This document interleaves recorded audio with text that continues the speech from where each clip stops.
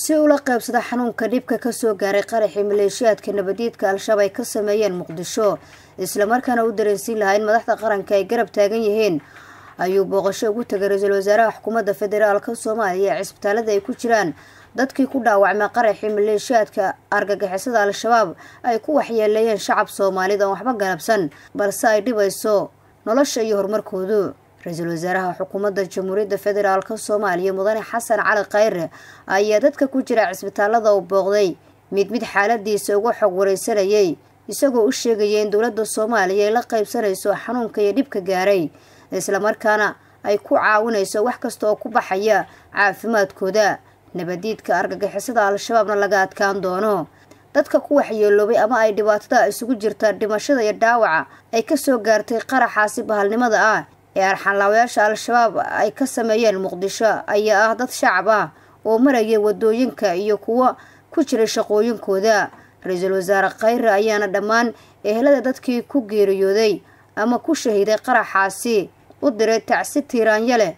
halka kuwa dhaawacmana uu xusay in dawladda Soomaaliya ay bixin doonto wax kasta oo ku baxaya caafimaadkooda kuwa darna loo qaadi doono caafimaad dibadda ah.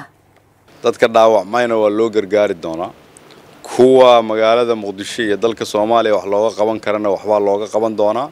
kuwa aan looga qaban karinna waxaan ku caawin doonaa hadii Ilaahay yiraahdo inaan ku soo daaweyno dalka dibadiisa. dawladda Soomaaliyeed marna ma nasanayso inta dalka ay dhibaato ka jirto inta aan ka adkaanayno kuwa caadaystay inay shacabka gumaadaan. qof walba oo Soomaaliyeed oo dhaawac ama dhib soo gaarana inta amnigu 100% ka noqonayo waxaan ka shaqayn doonaa inaan u gurmano si walba aan ugu gurman karno ama dalka gudihiisa ama dalka dibadiisa. mar labaad waxaan tacsi u dirayaa dadkii ku geeriyooday eheladoodii waxa kale Ilaahay u baryayaa kuwa ku dhaawacmay maanta Ilaahay inuu si dhaqso ah caafimaad u siiyo.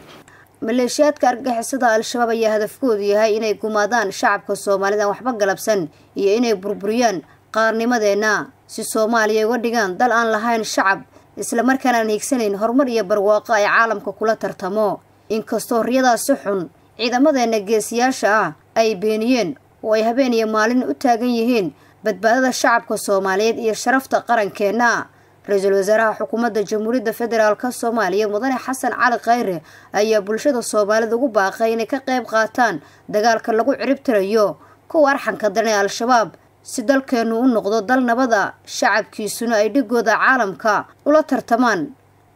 waxa dhacay maanta wuxuu ahaa qarax ay geysteen qoladii arxanlaawayaasha ah oo dadka baabi'iya oo dadka dhaawaca oo shacabka xukuumada xoolaha shacabka dhibaateeya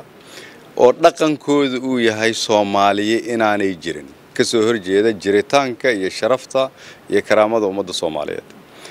alxamdulillah General Bashir iyo dhammaan ciidamada kale ee Soomaaliyeed waxay mar walba ku howlan yihiin kana shaqeeyaan inay badbaadiyaan dhibaatooyinka kuwaas ay geysanayaan meesha iyagu dhibaato ka geystaan annaga dadka Soomaaliyeed ayaan u arxan falnaa meesha dalka ka dumiyaan dalka ayaan dhisnaa meesha midnimada ka baabi'iyaan midnimada ayaan raadinaa meesha ay hoog u horseedaan barwaaqo ayaan la raadinaa shacabka Soomaaliyeed. waxaan rajaynayaa marka ummadda Soomaaliyeed meel walba ay joogto inay nagala shaqeyso dadaalka aan wadno oo looga hortagayo in la soo afjaro kuwan caadaystay inay gumaadaan shacabka Soomaaliyeed. alxamdulillah ciidamadeenu way dadaaleen